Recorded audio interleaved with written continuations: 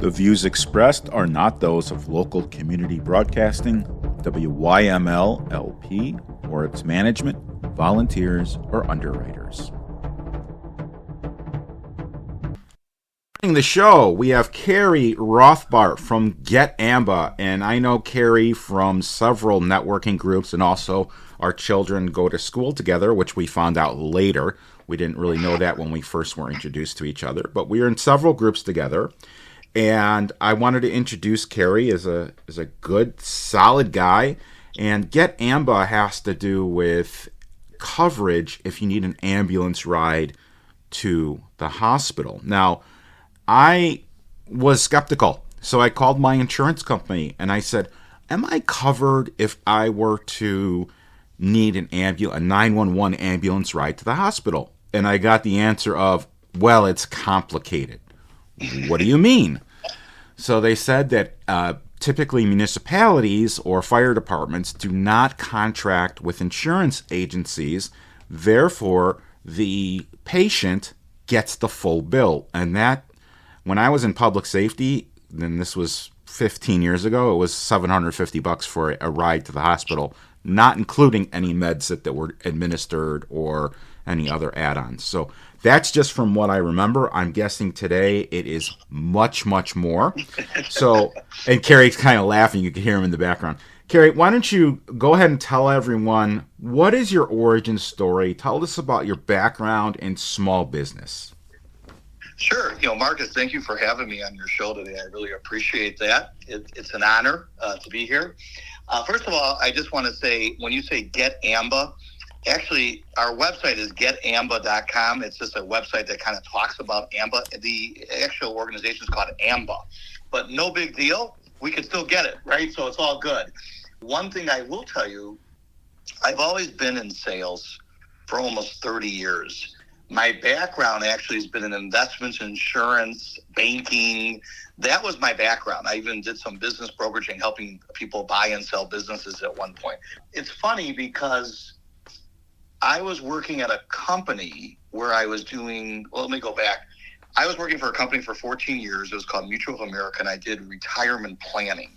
So I did a lot with businesses. I worked with a lot with nonprofit organizations. I was there for almost 14 years, and then ended up going to a company. I'm just giving you a short story of how I got here.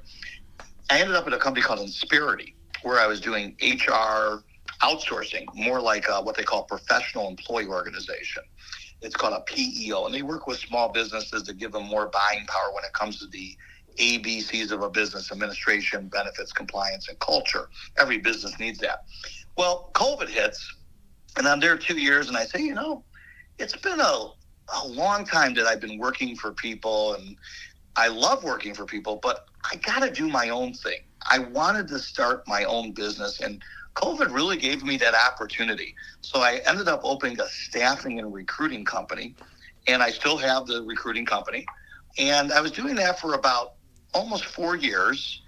And, things have changed a lot in that industry. Recruiting has been very tough in finding good quality people.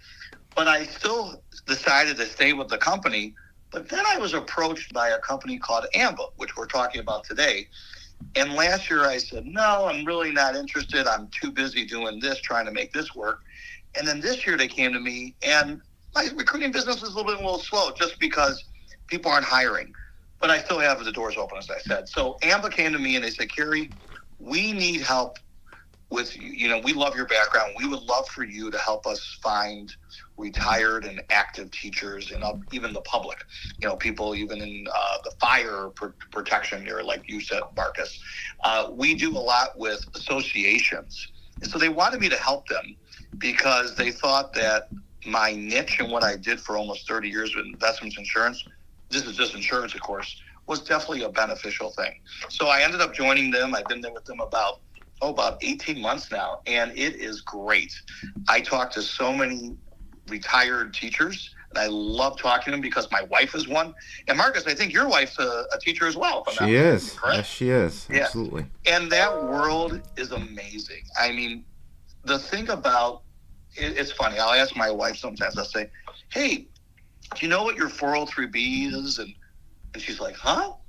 Yeah, that's the retirement vehicle you have that you that actually helps you retire, and you have a pension. And it's funny, my wife is a very smart woman. She has a master's degree. But when it comes to the insurance and financial, a lot of people don't know that. It's a maze of insurance. So what I do is I help these retired teachers and anyone, even an active teacher, doesn't have to be retired. And I help them kind of through that maze of insurance. And I know you mentioned, these different types of insurances. But anyways, I think I went a little bit too far. You want to know what my origin was. So that's it. Well, actually, the conversation segues into, can you give a little bit of background on AMBA, which you started to do? So if you could continue along that trope, that would be wonderful. Oh, of course I can. They work with over 400 associations throughout the country. They help grow and serve their members while providing affordable and comprehensive supplemental benefits to millions of families and individuals. So a lot of associations will bring us on, and we work with them to help them through, as I said, that maze of insurance. And that could be anything from cancer, heart, and stroke insurance. You mentioned the medical, the ambulance called MASA. It could be life insurance. It could be the unbelievable people that realize the number one single most important threat right now is long-term care. A lot of people don't even have that. And that's a huge thing because every financial plan should have some type of long-term care insurance because they don't realize how much it costs to be in a nursing home. It could be anywhere from $6,000 to $12,000 a month, depending where you live. So we offer that. And we do a lot of supplemental benefits, ancillary benefits we'll call them, is that these are benefits that are unbelievable and really helps anybody who's looking for that type of stuff. So really, AMBA really works a lot with associations. We really look for associations that want to implement a insurance program, and they would work with AMBA to get there. Okay, very good, very good. I'm thrilled that you went and explained that to everyone. When we talk about long-term care, no problem. So I have coverage through my employer. Why would I want to get supplemental coverage through a product like AMBA? So a lot of times when you work for a company, Marcus, that's a great benefit. They give you a very reduced cost. But are you going to be there forever? What happens if you leave? Sometimes that insurance isn't portable. So when you have your own insurance, it's yours. No one can take it away from you. But let's be honest. These days, people and companies, they don't work that long in a company. They may work 3 to 5 years, and they end up going to another place. So they are not able to take that insurance with them. Or if they are, it is very expensive. Right, with Cobra. Oh, Cobra for health insurance is insane how much they charge for that. Now, we don't sell health insurance, but we sell, like I said, the long-term care, the life insurance. But Cobra is definitely very, very expensive. So let me ask you about the costs. And I know that there's a ton of variables that go into insurance. I understand that. Does the cost go up as the insured ages? So as you get older, so does insurance. And a lot of people, and I'll give an example of long-term care. These days, people are taking long-term care insurance in their 40s, which is unbelievable because they see things that happen in their lives that maybe it's a parent or a friend or they see something happen. So they're ending up getting it early now. They're more educated these days. The cost does go up, right? Because think about this, the cost of a facility or an assisted living type of thing or whatever, retirement home, it always goes up. But as you get older, so does the cost of insurance go up. So you want to make sure you are purchasing insurance at the right time and not too late. A lot of times when you purchase it too late, so let's say usually long-term care people get in their early 50s. Let's just throw it out there, right? But let's say you wait 20 years or 15 years, right? You're 65. It's going to be very expensive, and now your health has changed. You might not even be able to get it. So that's why it's important to get it early. Very good. And can you give an idea of the cost of some of these? Not at all holding you to the costs, because there are a ton of variables with personal history and health history, but what would a supplemental plan like long-term care or the ambulance service, what would that generally cost, roughly? And just to correct, when I say supplemental, I'm talking about voluntary type of programs. Now, we do offer traditional long-term care. That's not necessarily a supplemental program, just so you know. I want to make sure I distinguish between that. Our cancer, heart, and stroke is type of that. Our short-term care is more supplemental. It's a little different. It's more of an indemnity plan. I just want to make sure we kind of clear that up. The long-term care is a traditional plan. But what I was saying is the cost. Okay, so if you're talking about a long-term care policy, you're probably looking at, and it depends, like what age are we talking about, right? There's long-term care that's life insurance with a long-term care rider. Then there's traditional long-term care insurance, which is just basically you pay this long-term care insurance. If you don't use it, you lose it. There's a little different variables out there, but it could be anywhere from $200-300 a month to $600 a month. It just depends on what you're buying, the benefit. It's really hard to answer that, Marcus. I'll be honest with you. It depends on the benefit. It depends on a lot of factors. It also depends on age, like we said, right? So if you're younger, it's going to be a lot less than when you're older. So there's no hard, fast number of what it really cost. I kind of gave you a monthly idea of what it would kind of cost. Just depends. And are we talking about jointly or are we talking about individually? Those are all factors. Okay, very good. But you gave us a general idea, which is good. If somebody wanted more information or they're interested in finding out more about the products, how can they get a hold of you? Yeah, they can simply email me at carey.rothbardt@getamba.com. That's carey.rothbardt@getamba.com. Or they can call me at 847-908-8823. 847-908-8823. And I just want to spell Get AMBA for everyone. It's GET as in get, or I'm getting a raise. It's GET as in get, and then AMBA, AMBA.com. Perfect. All right, awesome. So, Carey, what final thoughts can you share about AMBA, your business endeavors that would be valuable to the people? Or maybe there's a question I didn't ask that I should have asked. The floor is yours. I would say that the most important thing is make sure you have something to nothing. And what I mean by that is there are things that happen in people's lives, right? A lot of people think, why do I need all this insurance? Why is it necessary? Well, the reason it's necessary because if something happens to you, then you can't get it. And it's almost like, why would I get car and home insurance? Well, what if we have a terrible storm and your house gets blown over? Well, that's why you have it. Or you get in a car accident. Why do you have that? Same principle. You want to have insurance to protect yourself. And I would say that it's always good to review your coverages. A lot of people have policies. I'll give you an example. I found something that in an insurance policy they were paying a lot of money on. It's good to review those coverages because you don't know what you're paying. And that's what's interesting about it, too. We even have something, by the way, too, I should mention it. It's called our Asset Protection Program. A lot of times in the market right now, a lot of people are worried, hey, we're having a great market, but what happens when we have that election, right? Well, we have actually a program that actually offers a nice return with no loss of principal. So a lot of people who have money in these different types of vehicles could be spending a lot of money, and they could also be losing money. And this type of program that we offer, this is something that they're interested, is they can't lose their money. If anything, they could gain money, which is great. So and if anyone's interested in learning more about that, they can always contact me. But that's one thing. Another thing I do want to mention that you mentioned earlier about the ambulance service. The average ride in an ambulance, 5 minutes from your house. Well, actually, let me put it this way. Almost 90% of all claims happen about 5 to 10 minutes away from your home. If you're in an ambulance, it could cost a lot of money. Usually, sometimes if it's local, they might transfer because of your district. But what if you're away, right? And you're in an ambulance? It could cost a lot of money. It could be $1,100. A lot of the insurance that you have, your health insurance, might cover 20% of it. Now, let's say we have an incident. I'm just throwing this out there because you mentioned earlier.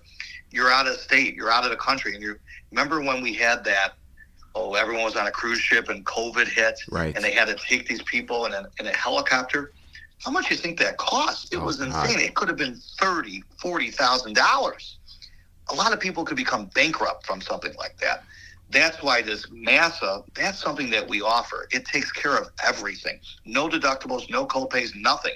And you have this coverage for yourself. But I wanted to bring that up because you brought it up earlier, but I wanted to actually close with that. Very good. Carey, thank you very much for taking the time to talk to our listeners. And I will leave our listeners with one final thought. And the thought came from my mother. And my mother used to say, if you're poor, you need insurance. And it's kind of a joke, but it's what you just said. People's savings can be decimated. And then how do you pay for groceries? So there is definitely a safety in financial survival. So, Carey, thank you once again for taking the time to talk to our listeners. Oh, you are definitely welcome. And if anyone has any questions, or even just to talk, I am always happy to pick up the phone and talk to anybody. I want my listeners to know that this is my dream, teaching people about safety. If it weren't for you, if it weren't for my listeners, I couldn't live my dream. So on behalf of my family and myself, I want to thank each and every one of you for allowing me to live my dream. And I also want to continue to live my dream, and I'm excited to continue to spread the word of safety. Recently, I began a new service as a conference keynote speaker. So if anyone would like for me to speak at future events, or if anyone knows of an introduction or would like to discuss how we can work with one another, I'd love to do just that. The keynote speaking website is www.stress2logic.com. That is STRESS2logic.com. If you're aware of any conference speaking engagements where you'd like to have me speak, I'd love an introduction. You can always share my electronic business card, which is Marcus Melnick, MarcusMelnick.com. Now, back to the show. Welcome back, folks. I have a couple of points I want to make. This was recorded a couple days before it actually aired, so I'm speaking on Thursday, the 18th of July, and I wanted to kind of talk a little bit about the Trump assassination attempt. First of all, I'm anti-violence. I don't think any political violence should occur. I also think that Joe Biden did a fantastic job speaking from the Oval Office afterwards, saying almost the same thing that I just said. With that said, there's a ton of, I'm making quotes with my fingers, experts, and my friend Jordan Kagan pointed out it's 60 years past the Kennedy assassination, and there are still experts out there who are opining on it. We may never know what happened. If you go online, unfortunately, a lot of people get their information from TikTok and from Facebook and YouTube, and that information is not always accurate. So, speaking from a position of experience, the only thing that I can say definitively is that there were failures in law enforcement. There were failures in security.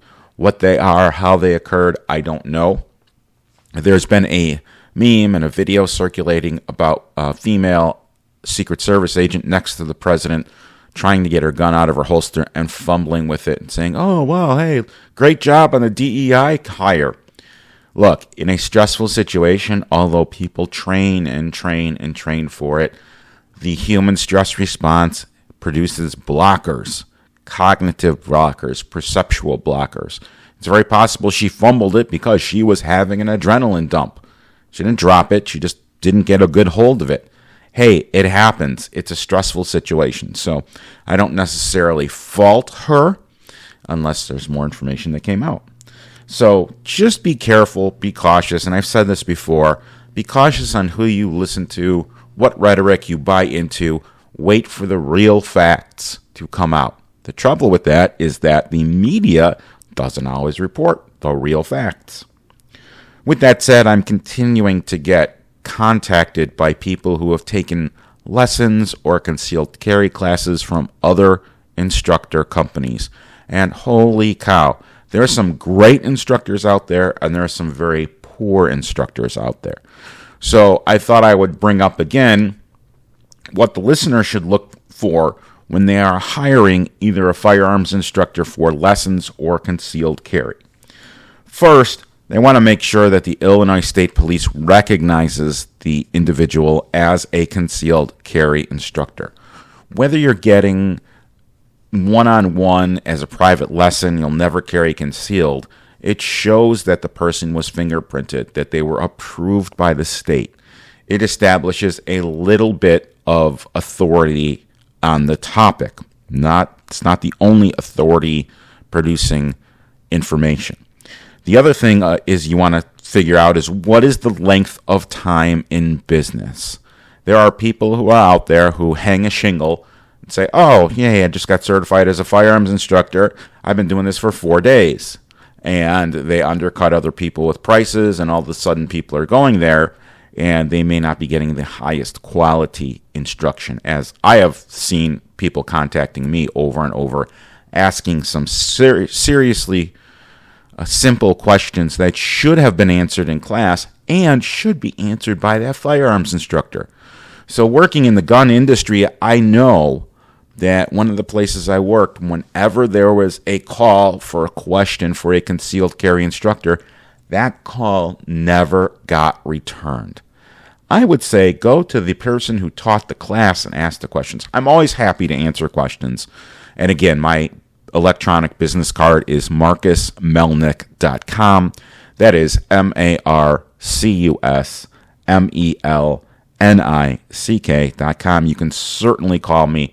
I am not complaining. I'm only reporting that I'm surprised at how many people either post on social media questions that should have been answered. And I'll give you an example. Illinois law has said for a long, long time that as long as you apply for your concealed carry license before you expire, you know you can still carry while you're waiting for that new license to be issued. You can still carry. I always recommend, hey, print out the receipt that shows that you reapplied for your concealed carry permit and leave it in your car. And that way, if you get stopped by the police or you're in an area, your car should not be that far away from you. Also, if you go to my website, firearmmentor.com, you can download the case called Diggins versus Illinois that allows, only in Illinois, the vehicle central console or the vehicle glove box to be used as a firearm carrying box. As long as the firearm is unloaded, you can carry in your vehicle, which means there's no bullets in the gun. Your magazine can be full of ammunition. As long as it's not in the gun, you're fine. Loaded is anytime the rounds are in the gun. So if you say, oh, well, I'm going to insert my full magazine into my gun, but I'm not going to chamber it, that's still considered loaded. So be very cautious. Read over the case. It's on my website, firearmmentor.com. A couple of other things you want to look for is, what are the years of firearm experience? Has someone just recently became a gun owner, they went through all the training, and now they're an instructor, but they don't have the wisdom, they don't have the years of experience? Just to give you an example, I've been shooting since 1980. That gives me 44 years of experience. That's closer to the top end. You're looking for someone with at least 5 years of experience. And being in the military does not necessarily equate to firearms experience. If you're talking concealed carry, we're talking pistols. Very few people in the military train on handguns. They train on long guns, which makes them more of an expert in the semi-automatic rifle or the shotgun areas, but not the pistol areas. And I say this jokingly. I appreciate everyone who's in the military.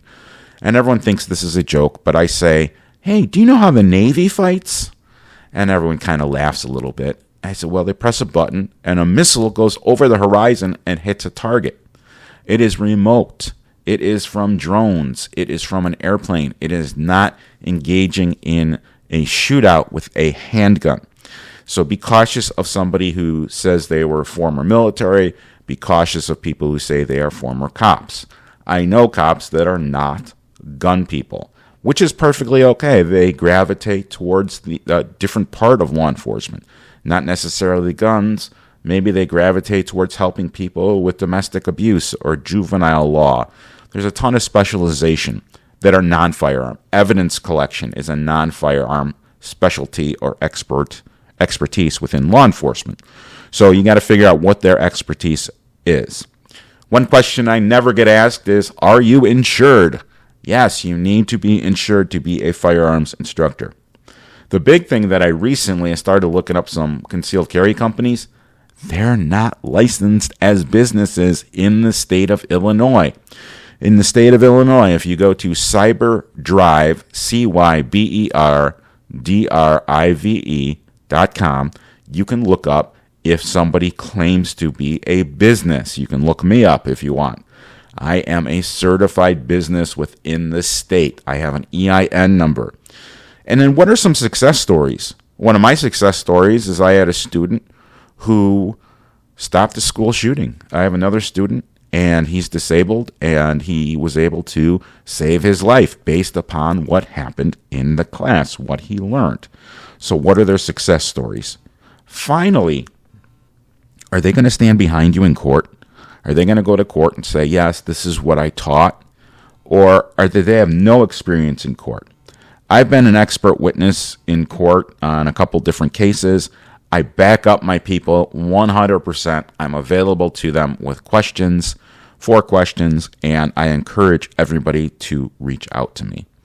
With that said, I hope you enjoyed the show. Our next concealed carry class is going to be August 24th and 25th, and you can sign up at firearmmentor.com/classes. Thank you. We have monthly concealed carry license CCL classes in the northwest suburbs of Chicago. Dates can be seen at firearmmentor.com/classes. If you have a question, we can be reached at www.firearmmentorcard.com. That is our electronic business card, has all of our contact information and links in it. It's the easiest way to get a hold of us. Until next time, stay safe out there, and I'll see you at the shooting range. This is Marcus Melnick from Firearm Mentor signing off. The views expressed are not those of local community broadcasting, WYML LP, or its management, volunteers, or underwriters.